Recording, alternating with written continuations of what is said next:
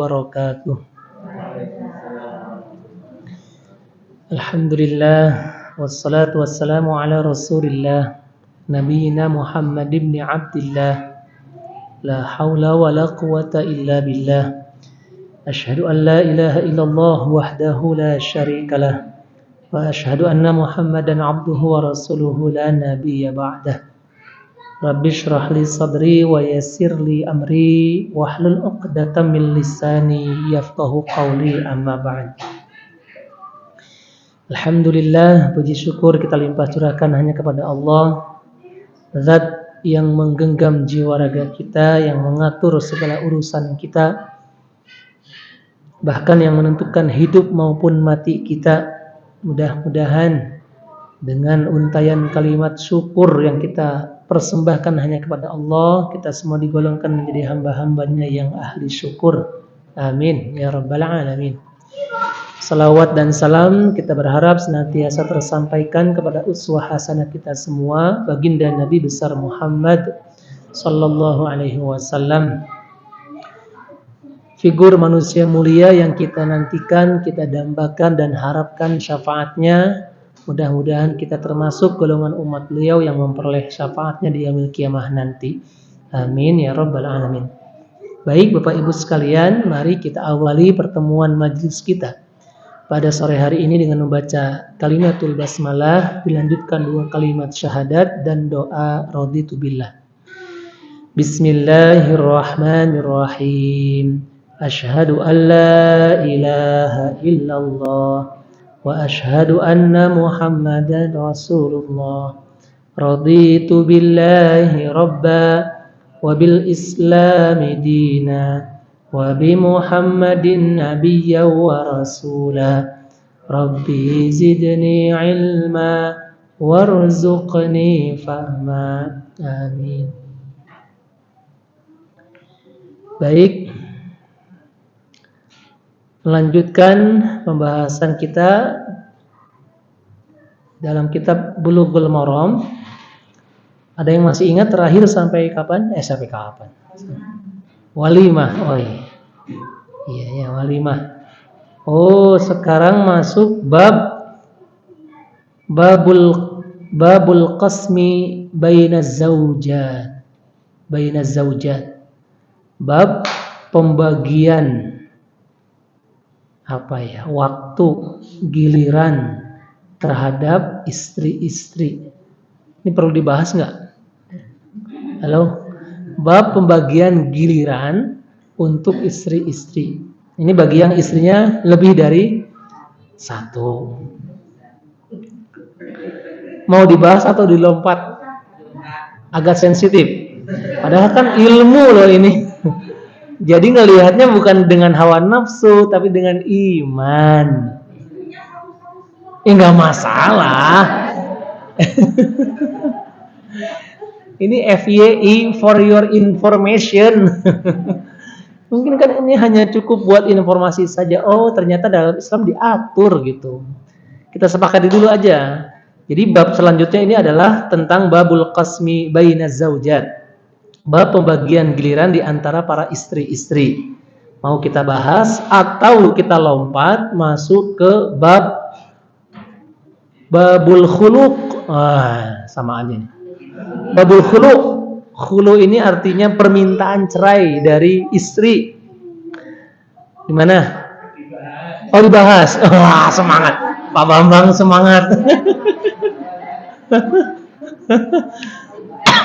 Makanya saya arahkan tetap kita bahas biar tidak kepotong ilmunya, dengan tujuan kita mengambil hikmahnya, pelajarannya, dan kita niatkan karena Allah. Jadi kita lihat itu segala kajian ilmu itu dengan iman, kacamata iman. Kalau dengan kacamata hawa nafsu, saya yakin jenengan gak akan senang dengan saya. Ustadznya jangan diundang lagi, hawa nafsunya, betul? Iya, hawa nafsunya senang, ustadznya nyenengin, undang lagi. Jadi hawa nafsunya yang ini. Tapi kalau karena iman, siapapun yang berbicara, apapun yang dibicarakan, selama itu awalnya dasarnya dari Al-Quran, hadis, ya, pelajaran agama, maka ambillah. Walaupun menyakitkan di hati. Betul? Iya, gitu ya. Jadi setuju kita bahas aja ya. Sebagai ilmu dilihatnya ya. Dan dengan kacamata iman. Baik, ini mohon maaf saya nggak bawa kitabnya. Babul qasmi baina zaujat, bab pembagian giliran ya di antara para istri. Jadi ini khusus bagi yang punya istrinya lebih dari satu. Yang belum punya istri sabar. An Aisyah radhiyallahu taala anha qalat, dari Aisyah berkata, kana Rasulullah sallallahu alaihi wasallam yaqsimu fayadilu wa yaqulu, bahwasanya Nabi sallallahu alaihi wasallam biasa menggilir, membagi ya, fayadilu, membagi istri-istrinya dengan adil. Wah, Masya Allah. Padahal istri Nabi Muhammad itu berapa semuanya? 9. Halo? Halo? Banyak. Kata siapa banyak? Ibu baca sejarah, bapak baca sejarah. Di zaman itu, ketika itu loh, kita jangan ngukur dengan zaman sekarang. Di zaman kala itu, standar orang-orang menikah itu berapa? 17.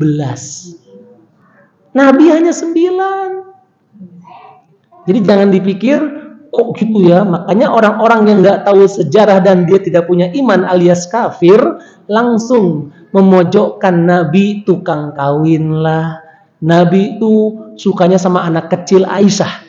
Aisyah itu dinikahi oleh Nabi kan di usia masih belia. Betul? Iya. Ibu punya handphone, sekarang banyak. Sekarang lagi zamannya canggih, sebelum ini hilang handphone. Nanti akan ada suatu zaman server itu, satelit hilang semua ketika perang sudah berkecamuk, perang dunia ketiga. Maka sudah tidak ada lagi yang namanya media sosial. Nanti kembali lagi ke zaman pedang. Senjata-senjata yang hanya di tangan saja. Maksudnya gini, lihat, buka, download. Kalau saya nggak punya ya, cuman ada itu aplikasi chat GPT. Ada ya? Tanya di situ. Kenapa Nabi Muhammad itu nikah dengan anak kecil? Chat GPT lebih objektif dia menjawabnya.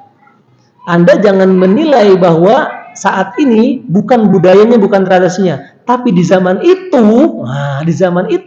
Nabi Muhammad menikahi Aisyah di usia 7 tahun di khitbah, 9 tahun baru bersama. Dulu zaman ketika itu udah biasa. Bahkan ada raja-raja yang menikahi gadis usia 6 tahun.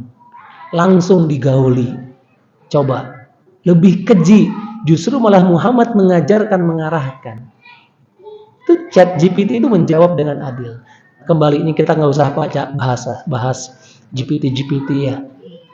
GPS aja kita nggak tahu. Jadi yang pertama tentang Nabi itu membagi giliran dengan adil.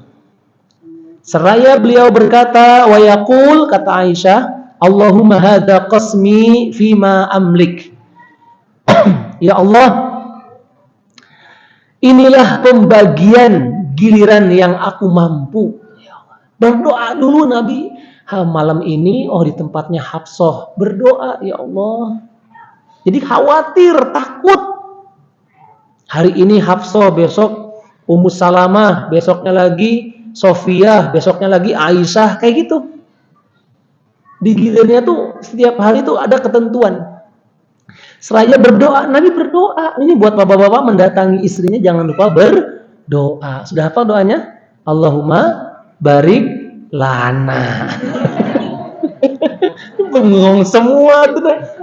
Padahal berdoa datang sama istri itu ya. Fala talumni fima tamliku wala amlik. Maka janganlah engkau mencelaku dalam hal yang engkau memilikinya dan aku tidak memilikinya. Jadi Nabi aja ketakutan, khawatir tidak bisa bersikap adil. Tuh ya. Maka dari itu bagi yang punya ini bagi loh ya, nggak punya lebih dari satu pun banyak doain, ya Allah, ini istri saya ya Allah, mudahkan langkahnya, mudahkan semuanya gitulah ya. Doakan. Kemudian hadis yang kedua, wa an Abi Hurairah radhiyallahu anhu, 'anil Nabi sallallahu alaihi wasallam qala, man kanat lahum ra'atani famala ila ihdahuma jaa yaumal qiyamah wa shiqquhu ma'ilun. Ya Allah, hati-hati nih. Dengerin. Barang siapa yang memiliki dua istri, famali ila, kemudian dia lebih condong, lebih cinta sama istrinya yang satu. Nah, nih hati-hati nih ya, yang punya istri lebih dari satu, punya dua. Dia punya istri dua, lebih condong, lebih cinta sama salah satu istrinya. Jaa yaumal qiyamah wa shiqquhu ma'ilun, maka dia akan datang pada hari kiamat nanti dengan jalan miring. Halo? Jalannya nanti miring. Jadi kalau ada seorang, makanya hati-hati, besok kita di yaumul qiyamah akan ketemu orang-orang sesuai keadaannya dibangkitkan. Ada keadaannya yang perang, bersimbah darah dulunya, wah itu luar biasa. Ada yang sering berwudu, bercahaya, tangannya, wajahnya, kakinya bercahaya. Ada yang, nah ini miring. Jadi kalau yang miring ini ketahuan dulunya dia nggak adil, lebih condong mencintai salah satu. Jadi miring begini. Ya, hadis riwayat Ahmad wal Arba'ah. Kemudian hadis yang ketiga, wa an Anasin radhiyallahu anhu qala, minas sunnati idza tazawwaja ar-rajul al-bikr 'ala thaybi aqama 'indaha sab'an.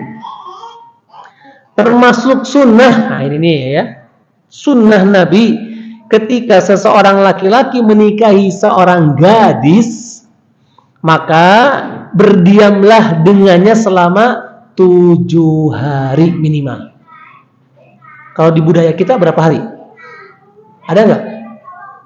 Kalau orang misalkan baru menikah nih, katanya kan nggak boleh kemana-mana dulu, nggak boleh pisah. Ada nggak kayak gitu? Nggak. Oh ada, pergi langsung ya, karena kerja gitu ya. Berarti nggak ada adat di sini, nggak ada ya. Nah itu sunnah Nabi, bahwa ketika pas sudah menikah seorang anak laki-laki dengan perempuan ataupun dia gadis, intinya dapat gadis, ini intinya ada di perempuannya. Jadi status perempuannya ini janda atau masih gadis, nah gitu. Kalau gadis, maka hendaklah dia berdiam berdua di kamar di rumah itu selama 7 hari minimal. Ya. Kemudian summa qasam. Kemudian kalau misalkan punya lebih dari 2, lebih dari 1 ya membagi giliran. Jadi minimal 7 hari dulu. Wa idza tazawwaja thayba aqama 'indaha thalathan summa qasam. Dan jika seorang laki-laki menikahi seorang janda, sunnah itu berdiam diri bersama-sama di rumah tersebut, atau istilahnya namanya apa? Bulan madu. Berapa lama? 3 hari. Ini ya. Jadi sunnah ternyata. Hadis riwayat muttafaqun alaih, Bukhari dan Muslim. Wa an ummi Salamah radhiyallahu ta'ala anha anna Nabiy sallallahu alaihi wasallam lamma tazawwajaha aqama 'indaha thalathan wa qala innahu laysa biki 'ala ahliki hawanun in syi'ti sabba'tu laki wa in sabba'tu laki sabba'tu linisa'i, rawahu Muslim. Dari Ummu Salamah bahwasanya Nabi SAW ketika menikahi dirinya, Ummu Salamah, itu berdiam dengannya selama 3 malam. 3 malam. Jadi Nabi mencontohkan. Karena baru nikahin Ummu Salamah adalah janda. Istri Nabi itu semuanya janda kecuali Aisyah. Ingat ya, semuanya janda kecuali Aisyah.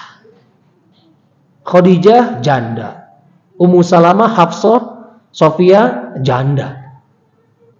Aisyah saja yang lain. Kemudian dikatakan, beliau bersabda, Nabi mengatakan, sesungguhnya kamu di depan suamimu tidaklah rendah. Jika kamu mau, aku akan menggilir kamu 7 malam.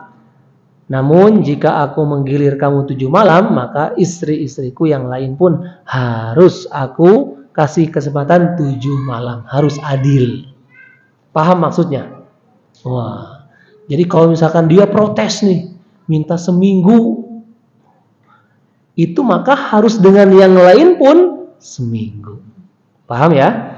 Jadi jarak, ini mohon maaf, bagi yang punya istri lebih dari 1. Ketika sudah menikahi seorang janda nih, atau gadis tadi ya, kalau gadis 7 hari, janda 3 hari, 3 hari bersamanya dulu. Nah setelah 3 hari selesai, baru masuk ke rute apa ya? Ya itulah,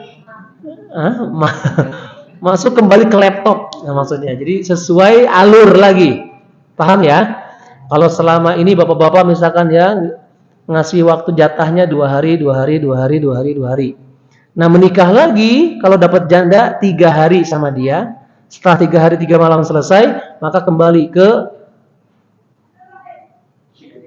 siklus awal, ke siklus kemudian. Jadi 2 kayak gitu. Ya. Jadi maksimal setelah turun ayat di surat An-Nisa itu ayat ketiga, setelah turun surat tersebut, surat An-Nisa ayat ketiga itu, maka laki-laki dalam Islam dibolehkan maksimal menikahi wanita berapa? 4 saja. Ya. 1 saja nggak habis-habis. Gitu ya. Bahkan habis duluan.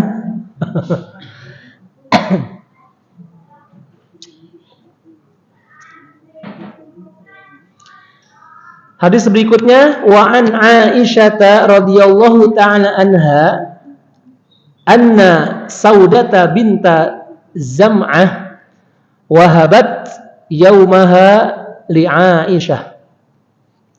Wa kana Nabi sallallahu alaihi wasallam yaqsimu li Aisyah yaumaha wa yauma Saudah. Muttafaqun alaih. Wah, ini nih.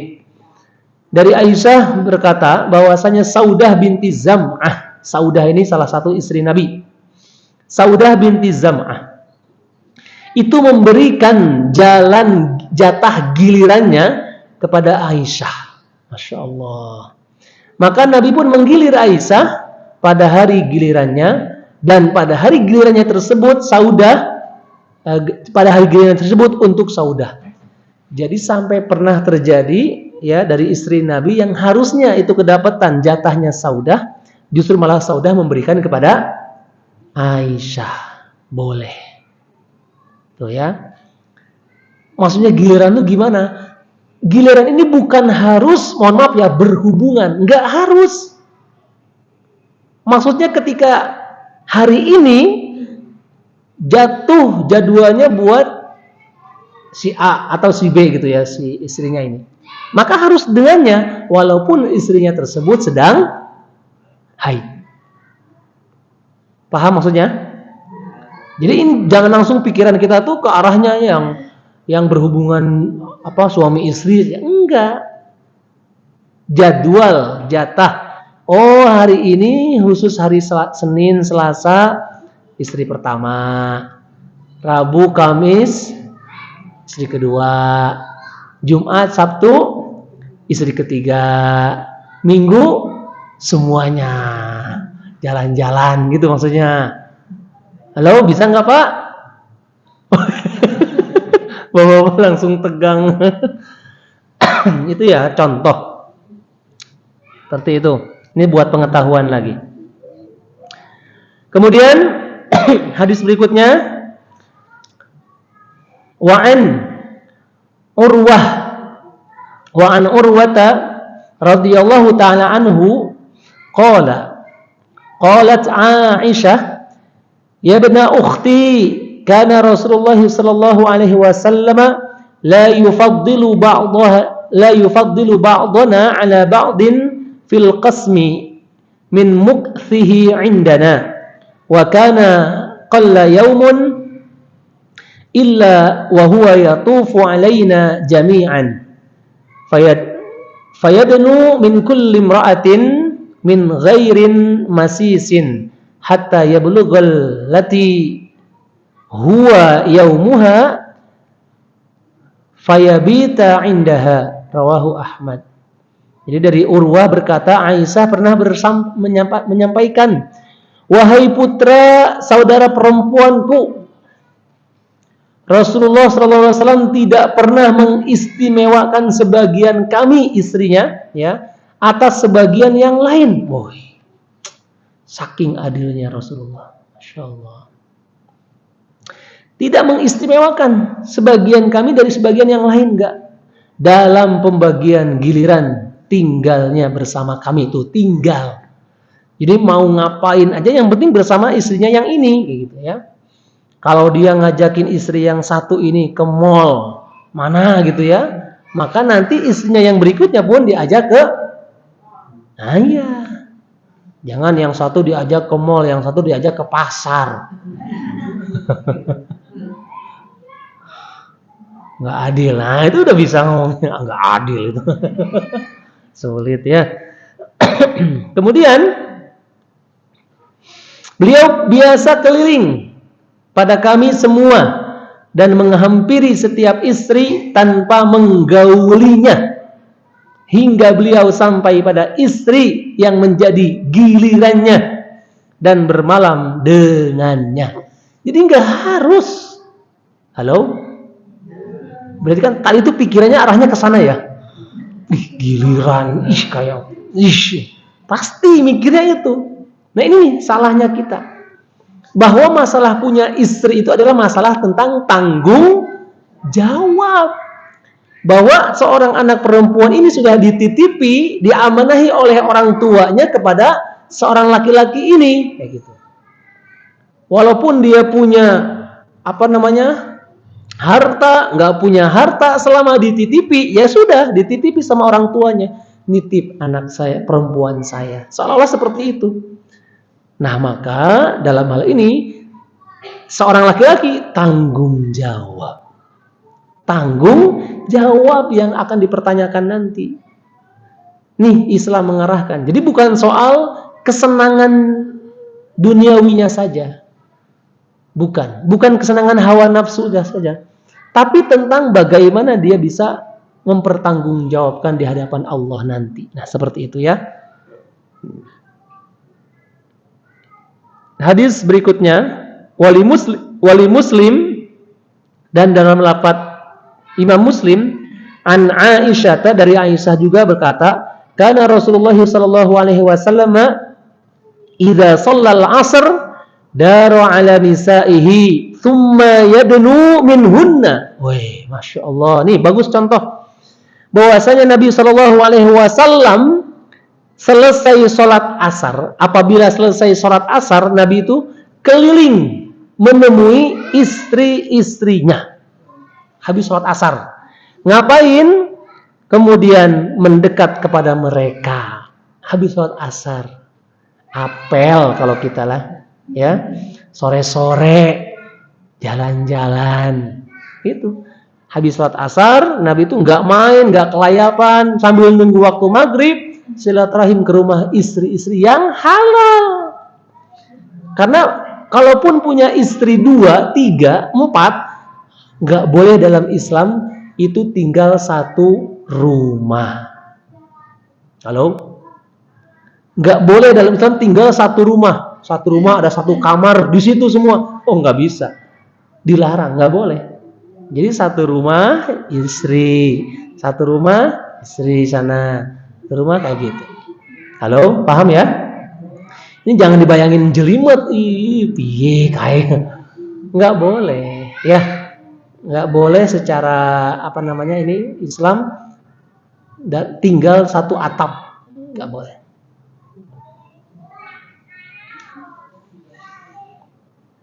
Kemudian hadis berikutnya wa an Aisyata. Oh, kebanyakan hadis ini dari Aisyah. Kok bisa ya? Kenapa? Karena ini berkaitan dengan hal-hal yang sejatinya itu sensitif tentang rumah tangga. Dan sedangkan orang-orang yang ketika itu ada dekat mengalami, salah satunya adalah Aisyah. Paham? Nggak ada kata-katanya dari misalkan wa'an siapa? Yang lainnya. Kebanyakan dari Aisyah. Ada memang ketika memang sahabat ini bertanya. Anas bin Malik bertanya. Abu Hurairah melihat atau bertanya kayak gitu ya. Wa an Aisyah radhiyallahu taala anha anna Rasulullah sallallahu alaihi wasallam kana yas'alu fi maradihi alladhi mata fihi aina ana ghadan yuridu yawma Aisyata fa adzina lahu azwajuhu yakunu haitsu syaa fa kana fi baiti Aisyah. Muttafaqun alaihi. Nah, ini ketika beliau menjelang wafat. Bahwasanya Nabi Shallallahu Alaihi Wasallam dari Aisyah berkata, Nabi itu bersabda ketika sakit, ya. Nabi itu ketika waktu sakit yang membawa pada kematian, menjelang ajal Nabi, berkata, di mana giliranku besok? Nabi sampai lagi sakit saja, nanya. Waktu itu Nabi lagi dirawat di rumahnya siapa kayak gitu. Terus besok giliran siapa? Saking pengen adilnya, Masya Allah. Zaman sekarang kalau terjadi ya, kesenengnya pengen di rumah istri muda atau istri tua. Wah, langsung muda. Gak usah pakai emosi, tenang. Ini Nabi sampai bertanya, di mana giliranku besok? Beliau menginginkan Aisyah, tapi Nabi menginginkan Aisyah yang paling muda. Padahal gilirannya adalah giliran yang lain gitu. Nabi pengen di rumahnya Aisyah aja. Boleh nih ya. Maka istri-istrinya mengizinkan di tempat yang beliau inginkan. Gak usah egois. Besok kan giliranku. Gak usah. Maklumi, oh Nabi suaminya lagi sakit, gitu ya. Lagi pengen di rumah Aisyah. Semua istri-istri Nabi mengizinkan sesuai yang Nabi inginkan. Akhirnya beliau pun berada di rumah Aisyah, ya. Yang ini dikenal sampai wafatnya Rasulullah Shallallahu Alaihi Wasallam. Nabi itu meninggal dunia. Ini yang sekarang wafat Nabi dimakamkan di Masjid Nabawi. Itu adalah kamarnya Aisyah. Nabi itu meninggal di atas kasur dipan, ya, di atas kasur yang bersama Aisyah. Itu di lubang itu di bawahnya digali. Nah, disitulah Nabi dimakamkan. Kamar itu tuh kamar, bukan rumah. Jadi kalau kita ziarah ke Madinah, kota Madinah, itu kan sholat di Masjid Nabawi. Nah, itu ada ditutup ada ruangan lah ya. Kalau ibu pernah, nah samping rumah ini, nah ini nih kamar Nabi ini. Ini samping sebelah kanannya ini adalah raudhah. Raudhah itu taman surga. Sampai-sampai ada sabda Nabi, bainal baiti wal mimbari, mimbar. Nah, ini mimbar. Jadi ini kamarnya Aisyah nih. Dulunya rumah Nabi. Nah, ini tuh Masjid Nabawi di sini. Ini ada mimbar, di sini ada mimbar. Mimbarnya Nabi.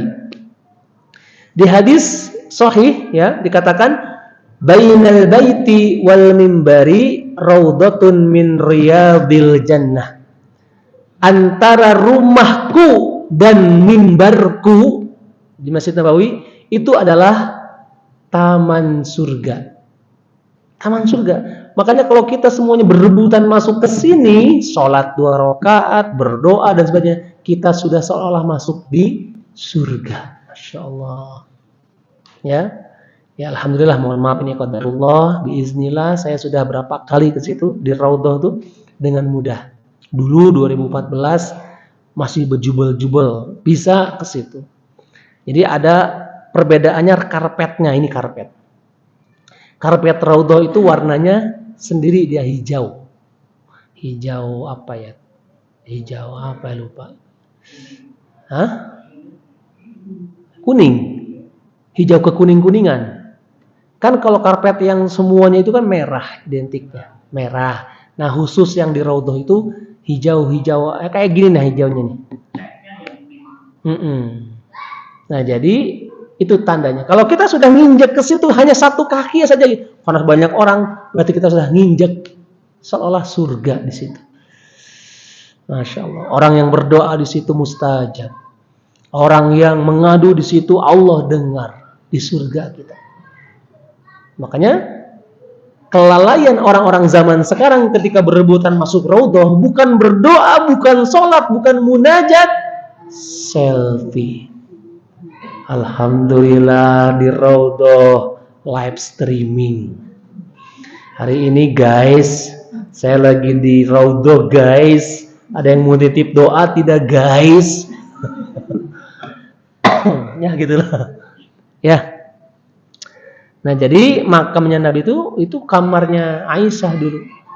Nah, dimakamkan di situ. Terakhir, hadis terakhir sebelum tanya jawab.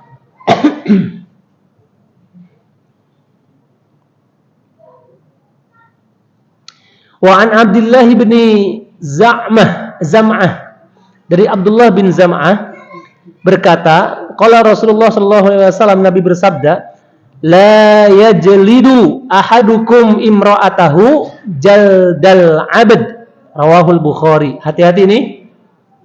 Nabi bersabda, janganlah salah seorang laki-laki ya, suami di antara kalian mencambuk istrinya seperti mencambuk seorang budak.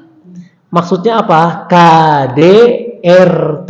Dilarang dalam Islam. Gak boleh. Cambuk zaman dulu itu jarang sekali orang tuh mukul apa-apa pakai tangan langsung. Nah ini buat kita edukasi nih. Pak, Bu, kita ketika ngedidik anak, lagi marah sama anak, jangan pukul langsung dengan tangan kita. Dasar tok. Jangan. Tapi pakai wasilah, apalah misalkan. Ada tongkat. Nah, ini lihat. Apa ini? Sudah tahu? Nah, ada lidi, ambil. Ayo. Sekali lagi enggak sholat subuh, ini lihat nih. Nah, ini diancam dulu. Kalau benar-benar enggak sholat, baru pukul pakai wasilah. Jangan langsung pakai tangan. Ada orang tua yang mukul. Pak. Busuk. Wah, ya Allah. Halo? Mana ketawa anaknya? Jangan ya, Dek. Jangan ya. Jadi dilarang. Intinya KDRT dilarang dalam Islam. Mencambuk saja sudah nggak boleh mencambuk nih. Mencambuk itu berarti kan pakai pas ya wasilah, apa sih, pecut lah atau apa, nggak boleh. Apalagi pakai tangan langsung terhadap istri, dilarang. Ya, kalau istri kenapa-napa doakan saja, nasihati dia. Tapi nggak bisa dinasehatin Ustaz. Dablek dia tuh. Sabar. Banyakin istighfar ya Allah. Ya, jangan doain yang jelek-jelek. Dasar kamu istri nggak tahu diri, nggak bersyukur, jangan. Astagfirullah. Oke, sebelum kita tutup, kita buka dulu termin pertanyaan. Monggo silahkan. Siapa yang giliran bertanya? Monggo silahkan. Boleh apa saja. Bapak-bapak, ibu-ibu, boleh. Monggo. Terus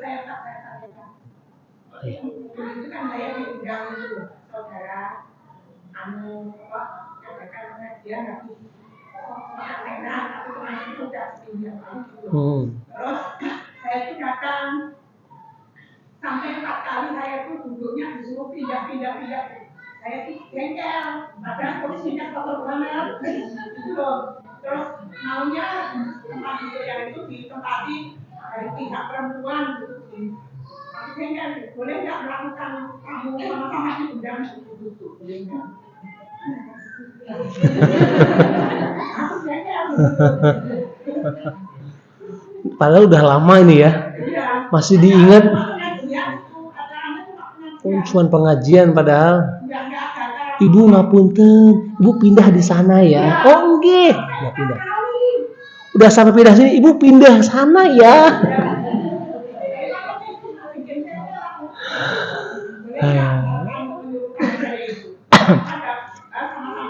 Pertanyaannya boleh nggak? Oh pindah gitu ya. Iya, gimana? Ya sebenarnya tega. Jadi kalau itu kan masalah menggeser suruh pindah ya. Ini bukan masalah acaranya loh ya. Kalau secara hadis ada hadisnya.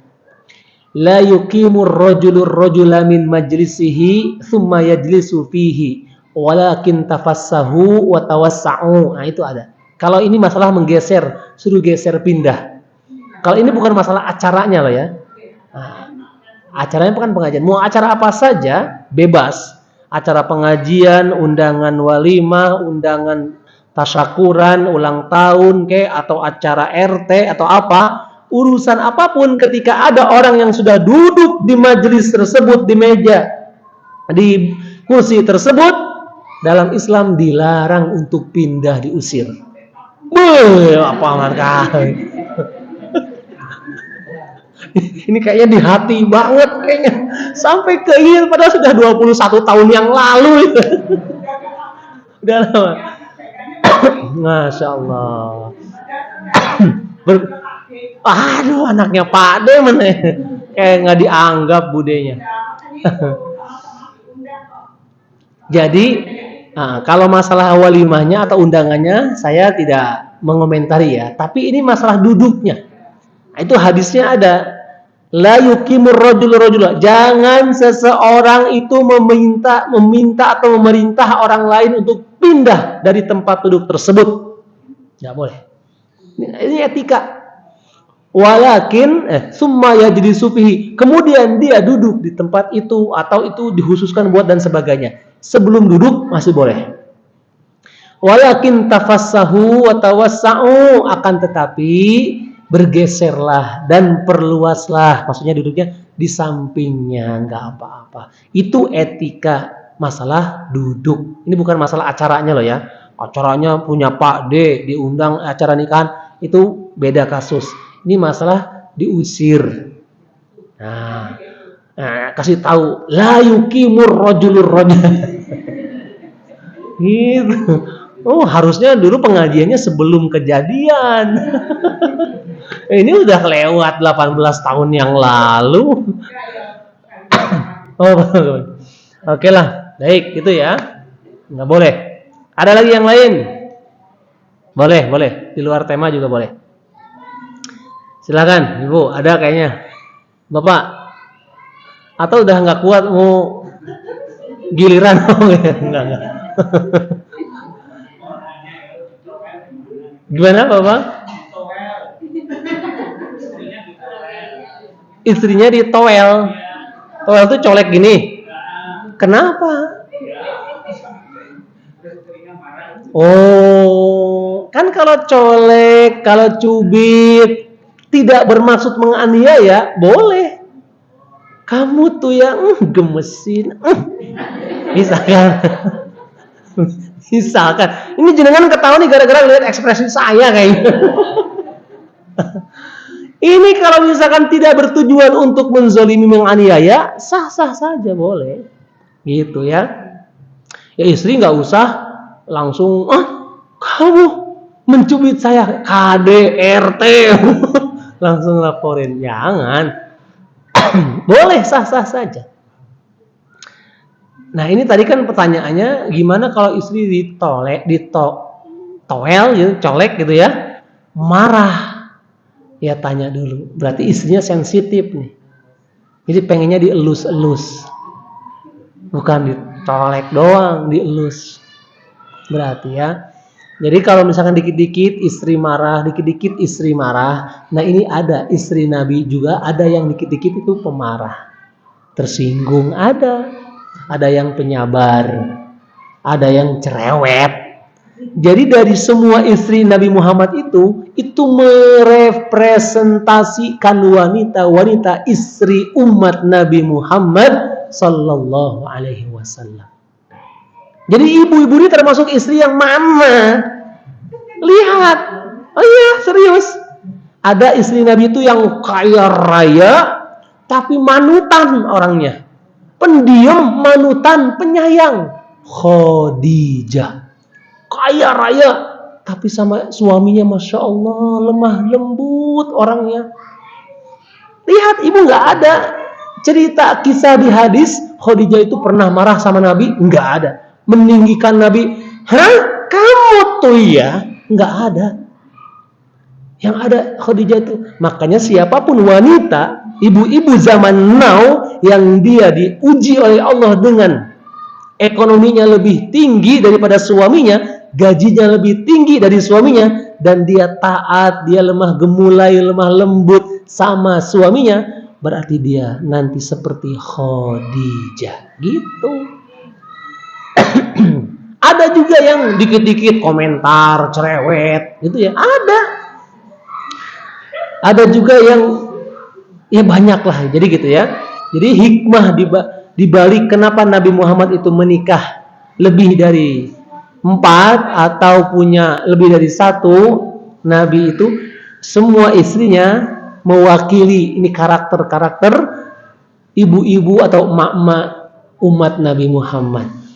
Ya, makanya renungkan. Walaupun disimpulkan dalam hadis ini, dalam uraian ini, pernah terjadi istri-istri Nabi itu protes, minta nafkah ditinggiin. Pernah. Nabi itu setiap bulan ngasih nafkah sekian gitu ya. Ketika itu pada protes. Karena apa? Istri-istri Nabi pada ya kongko, pada curcol, pada runding. Tahu nggak? Oh ya, iya itu kayak gitu. Ini antara istri Nabi curhat, mereka ingin seperti kehidupan istri-istri orang-orang kaya yang bajunya hebring, perhiasannya, wah tampilannya tuh cantik gitu ya. Pada pengen. Pernah kejadian ini. Sampai-sampai Nabi langsung merasa tersinggung ketika istri-istrinya protes minta dinaikin nafkahnya.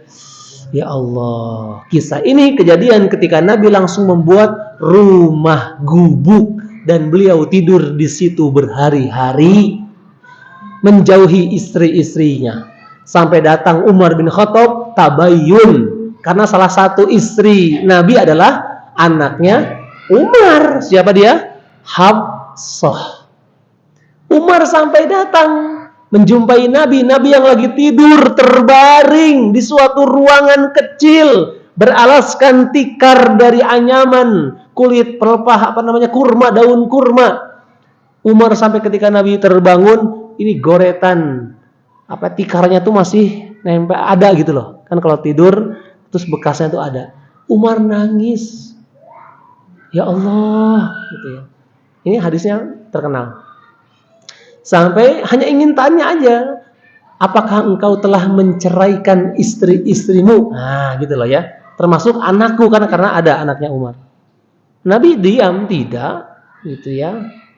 Tapi Nabi langsung dapat wahyu di surat An-Nisa itu ya, ayat keberapa saya lupa itu. Tentang apa? Sampaikan kepada istri-istrimu, wahai Nabi, kata Allah ya di ayat ini. Ketika engkau menginginkan akhirat, bersabarlah. Tapi ketika kalian menginginkan dunia, akan aku penuhi permintaan kalian. Kurang lebih begitu. Jadi ditantang sama Allah melalui firman-Nya, kemudian sampaikan oleh Nabi, sampaikan kepada istri-istrimu. Kalau kalian mengharapkan akhirat, bersabarlah dengan kondisi seperti ini. Tapi kalau kalian menginginkan dunia, tunggulah, aku akan penuhi. Nafkahnya ditinggiin, dinaikin.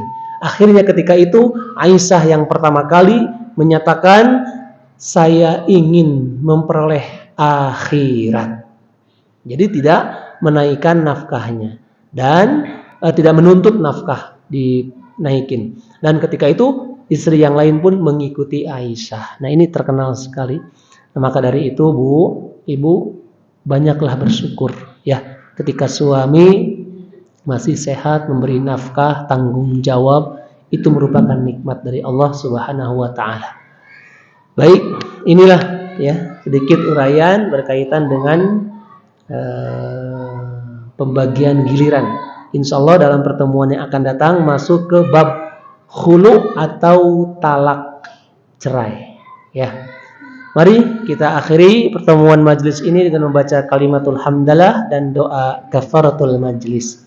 Alhamdulillahirabbil alamin. Subhanakallahumma wa bihamdika asyhadu an la ilaha illa anta astaghfiruka wa atubu ilaik. Akhirul kalam, wassalamualaikum warahmatullahi wabarakatuh.